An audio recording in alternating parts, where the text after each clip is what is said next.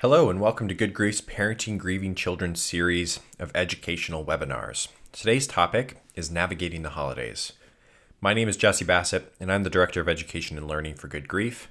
And I'm looking forward to spending some time together today talking about the holidays and how with a little bit of planning and foresight, we can all prepare ourselves better for a time of the year that tends to be a difficult time for grieving families. But a little bit about the organization to start. For those of you who don't know very much about us, Good Grief's mission is to provide free and unlimited support to grieving children, teens, young adults, and their families after the death of a parent, primary caregiver, sibling, or child through peer support programs, education, and advocacy. And some of you today are going to be joining us who have been a part of the organization in the past, whether it be part of our peer support programs, education workshops in the community, or our annual events. So to those of you who are returning to us, say welcome back. We're happy that you are here and taking advantage of this resource. But there are going to be folks who are joining us who don't know a lot about the organization and haven't interacted with us through one of these outlets. So I say welcome to you. If this is your first time with us, we are glad that you are here. And we hope that not only our webinars, but other resources we have available for you online will be beneficial to you. So why parent webinars in the first place? Well, we actually launched this program back in 2015, this parent education workshop program, by running about an hour and a half long workshops out of our two centers in Morristown and Princeton. And they were great. We got really great feedback and people had a good experience and were able to come together and talk about some of the challenges of parenting grieving kids. But consistently we got feedback that the biggest issue for people not being able to come was that it's another weekday night and they have parents have a lot going on between school and work and extracurricular activities and the challenges of finding somebody to watch your kids. And so flexibility and accessibility become really important to us. So we decided to shift gears and make this a resource that's available for online, not only for our families here at Good Grief, but also for folks all around the country. Research is also at the core of why we started this whole program. So research points to parents and caregivers being the number one factor, the most important relationship in a child's life and how that child will respond after loss. And this is a kind of a no-brainer, isn't it? That parents are critical to a child's growth and development. But when it comes to grief in particular, that relationship is a unique one, and parents play a pivotal role. So culture is not great about this. We often think that if our kids are struggling with something, whether it be grief and loss, something else, that we send them to like a professional to help them to work through it. But for the research shows that parents are actually the most important factor because of that unique position that you have with your kids and proximity to them. And so I just want to acknowledge up front that this is difficult work. Parenting is hard and challenging, no matter what. But throw into the mix the death of someone important to them, a parent, a sibling, a grandparent, an aunt and uncle, someone like that who's important to your child, and it becomes exponentially more challenging. So at the front end of this conversation, I want to acknowledge that this is difficult work because you are grieving your own loss. On top of that, you're expected to care for your child who is also grieving. So this isn't easy work, but it's important work. And so we want to give you some tools and resources to help you so that this won't feel like added stress in your life and added pressure on how to do this, but hopefully relieve some of that pressure and stress on you. And finally, we recognize that this was a needed resource, and there's not a lot to say about this except that there's not a lot of great resources online for parents who are grieving kids. So hopefully this will become a good one for lots of folks out in the community. All right, so what are we going to do today? First, I want to talk about the holidays and how they're going to be different without your person who died. And I'm going to engage you in an activity to reflect on that. Second, I want to explore the impact of expectations on the holiday season. Third, anticipate potential triggers and challenges. And finally, consider ways your family can create new traditions and memories that continue to involve your person who died. All right, so let's dive in. Here come the holidays. Man, they always seem to come up so quickly. And for grieving families, the holidays are often a particularly stressful and lonely time. This is for a variety of reasons. Time spent with the relatives, we all know this can both be good and bad. Memories and triggers arise. I actually have a story when it comes to the memories. We had a mom who used to attend Good Grief with her 2 kids, and she shared a story of being so afraid of returning to the grandparents' house for their annual Thanksgiving dinner tradition because she knew that the memories were just going to flood back in of all those years that they had spent there. And so she thought, for herself and for her kids, the best thing to do would be to stay at home this year. And unfortunately, what ended up happening is that her kids were furious. The grandparents were furious, and she had no idea what to do. And she was really surprised by that reaction. So she ended up going anyway. But the lack of preparation and communication really caused the whole situation to be more stressful and painful than it needed to be. So when it comes to those memories and triggers that arise, the best thing we can do is to anticipate them. And we're going to have lots of different triggers that come up because there are all kinds of sights and sounds and smells and tastes and people that bring back a flood of memories. So the question is, which ones for you are connected to this holiday season? Spend some time. We're going to spend some time thinking about that. Also, reminders. There are reminders everywhere we go. So families have shared so many times at Good Grief that one of the most difficult things about the holiday season is that there are all kinds of advertisements everywhere on TV, when they go to the mall for shopping, all that kind of stuff that shows this perfect, quote unquote, intact family unit, right? That everybody is there, everybody is happy. And it's just a constant reminder that I am not happy and my spouse, my child, my parent, someone that is important to me is no longer here.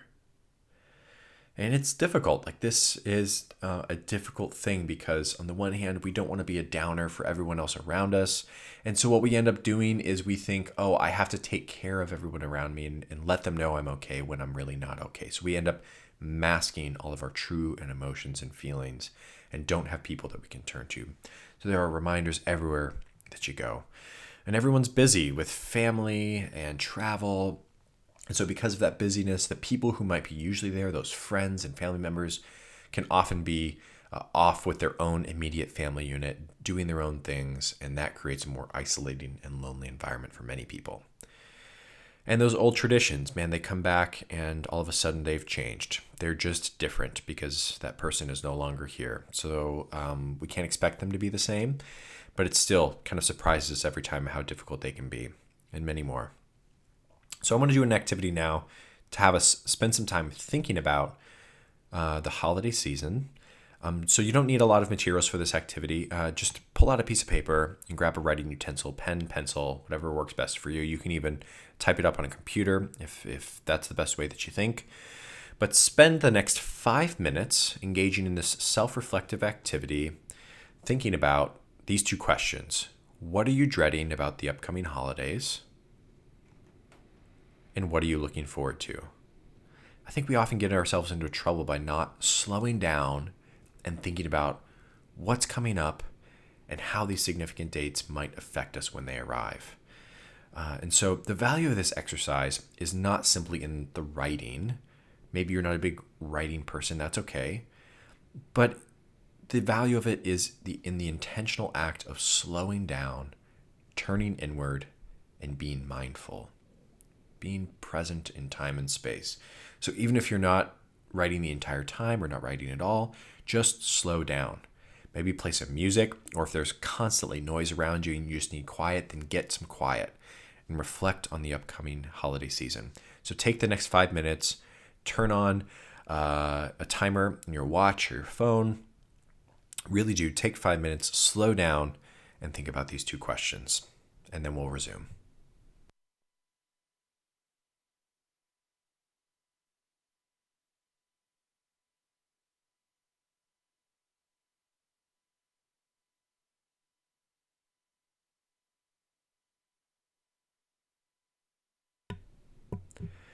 All right, I'm going to keep moving, but hopefully you hit the pause button, you took those 5 minutes, and we're going to return to your writing here over our next couple of topics. We're going to talk about expectations. Those are very much involved in those 2 questions that I asked you.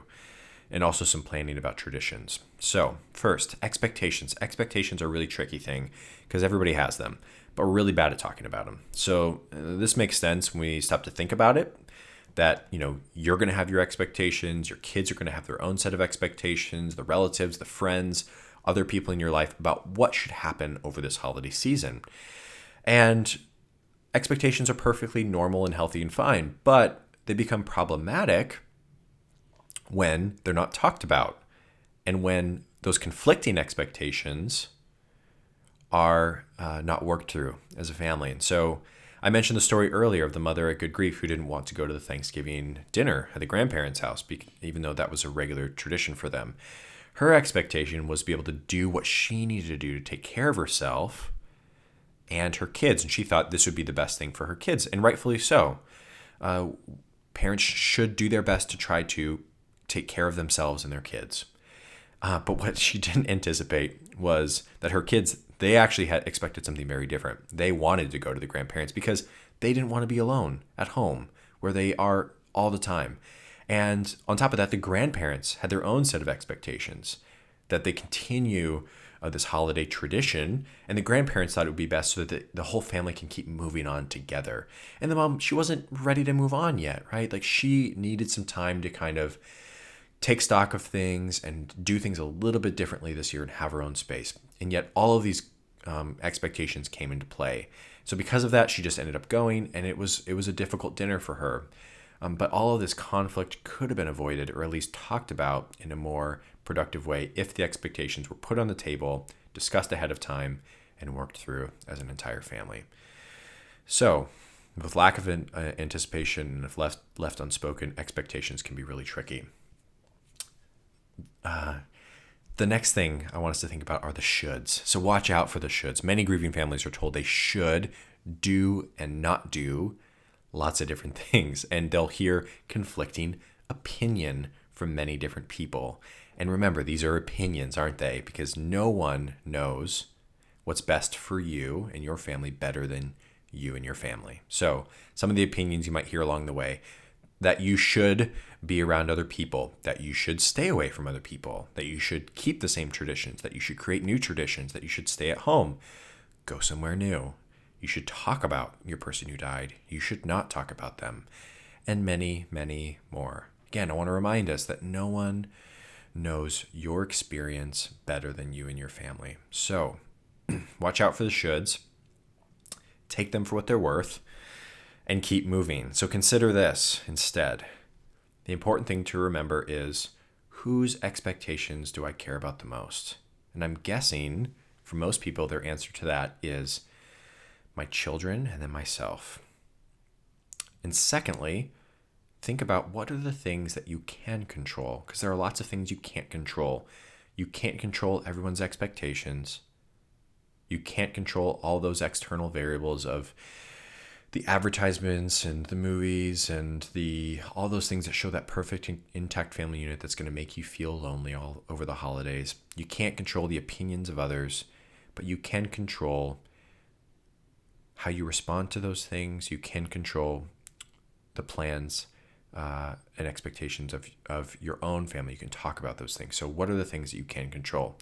And then how can I plan ways to meet the needs of my children? So your kids have needs over this holiday season, and you need to talk about those things. Lots of times those things get left unsaid, and we just assume what's going to be best for our children.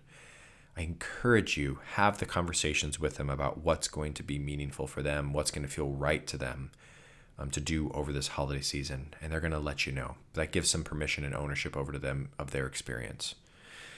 How can I plan ways to meet my own needs? This is one that gets neglected all the time by parents, and especially grieving parents. So many parents, like you, are without an advocate for their own needs. Sometimes you have to be your own advocate, and this is hard. We don't want to have to be our own advocates. We don't want to have to say, hey, I need some time to just go be myself, to be with friends, to go do some shopping alone, and just have some quiet time, because that can feel selfish, and we can start to feel a little guilty. No, I should be going and spending time with the family. I should be with my kids. Again, getting into those shoulds. But rather than that, encourage you to think about, What are some ways that you can plan to meet your own needs and take care of yourself? What are some healthy self-care practices? And do those things. Please do them, because you can't pour from an empty cup. Your kids need you a lot. It takes a lot of time and energy, and it's draining you constantly. You got to refill somehow. So be attentive during the holidays and do that. Finally, what do we have to be grateful for? Now, this is an optional activity for you, but I want you to consider doing this with your family. Consider having a conversation about what do we have to be grateful for still as a family, even though we are grieving and we've experienced a loss. Now, by encouraging you to do this, I want to be clear that I'm not trying to put a silver lining on your experience of death and loss. Quite the opposite. Gratitude, it's been shown, has a unique quality to it that's intimately tied to resilience.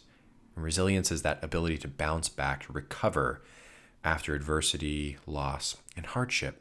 And studies have shown that going through an exercise regularly of naming what you are thankful for is beneficial for your social and emotional health. It will increase your sense of connection to those around you, decrease stress and anxiety, and for many, helps them to gain perspective. So, I encourage you, when the time feels right, consider prompting this conversation with your family. And you may be surprised at the outcome. But I think the most important thing that we can do ahead of the holiday season is to plan ahead. So we put together a worksheet for you, planning for the holidays. And this worksheet you can find on our website, good-grief.org/resources. You also should be able to click right on this image and it will pull up a PDF for you, and you can print it or just use a digital version. If it doesn't work, head to the website. You can find it there. And basically, what we want you to think about are your top 5 holiday traditions, the who, what, when, and how, and whether or not you want to keep them, change them, or drop them. Now, the important part of this is not just deciding whether or not you're going to keep doing it again or changing it or dropping it. It's facilitating a conversation with your children, including them in this process, because we can make a lot of assumptions about what we think is best for our kids, but we won't really know what they need until we talk to them about it. So have this conversation with them, empower them to help make some of these decisions during the holidays. And I want to give you a few ideas of ways that you can memorialize your person and continue to have them involved in this holiday season. So create a memory box, fill it with items. You can take a shoe box, any other kind of box, and bring out all the markers, crayons, stickers, and decorate it. And then fill it with lots of different memories from the past. Create a holiday plate and set it at the table. So you can take just a normal white plate, take Sharpies, and have the kids create a plate for the person who died. And you can set that at the holiday dinner. Some of our families have done this at Good Grief and gone to Home Depot and Lowe's, and they have this spray can that will actually seal the plate also, so you can continue to use it year after year and even wash it if you use it. Write or talk about memories and stories. Kids often want to hear about past holidays, maybe ones they don't remember, and things about the person who died that were important. So share those things as a family together. Play their favorite music, games, or a movie. Lots of people assume that by doing that, it's just going to trigger things and make it more sad, but you can turn that into a great opportunity to feel connected to that person. Include their favorite foods, the pies, the stuffing, the meats, whatever it is that was their favorite food. Have that a part of the holiday season if that feels right to you. Visit the cemetery. I just had a teenager this week at Good Grief who told me they're going to do all of their normal traditions with their family. They're going to go to the grandparents. They're going to watch the Thanksgiving Day parade, etc. But importantly, this year, he told me they were going to go to the cemetery. And he thought that was going to be a really important time to him, to be able to spend some time with his dad who died there because of that proximity. It's a special place. Now, for some people, I want to recognize that's not going to be comforting to go there. And for some kids, it won't be. But put it on the table. Give it as an option. Some families find that as a really great tradition every year. Be generous with others in their memory. So start something new, a new way to give back to other people around you, and do so in their memory. That's a great new tradition that a lot of families at Good Grief have done. But most importantly, include your kids in the decisions. So empower them, find out what they're thinking and what's going to feel right to them over this holiday season. And we shouldn't assume. All right, so I'm going to wrap it up now. Just got a few more things to cover, but I want to just revisit our learning goals to see to summarize what we went over today. So we reflected on the holidays and how they will be different without your person who died. We did that through our writing activity for 5 minutes there. Explore the impact of expectations and how everyone has different expectations and how those things can come into conflict if they're not communicated effectively. We talked about anticipating potential triggers and challenges through those memories, experiences, and ways that we can prepare ourselves for that. We talked about considering ways your family can create new traditions and memories that involve your person who died, and also which ones we want to continue to hold on to and do moving forward. So if you're looking for more information, more resources, tips, videos, books, and information, again, visit the website, good-grief.org/resources. There's this tip sheet that I have for you also to take away, 10 tips for navigating the holidays. Things like honor yourself, manage expectations, plan ahead, expect the unexpected, set realistic goals, and surround yourself with support. So you can click on that. It should download for you. If it doesn't, head over to the website. This is a picture of the website. It's great resources and information on there about our programs and education, events, and giving to the organization. And speaking of that, I mentioned at the beginning, we are a nonprofit organization that provides free and unlimited resources. So if you're interested in supporting us, supporting what we do, we are 100% privately funded. So you can go online and give a gift to the organization if that's something you'd like to do this holiday season. And in conclusion, as I close out today, I just want to share one last wish for each of you, that you enjoy what you can, endure what you must, and leave the rest. Thank you for spending time with me today. I'm wishing you all the very best in this holiday season.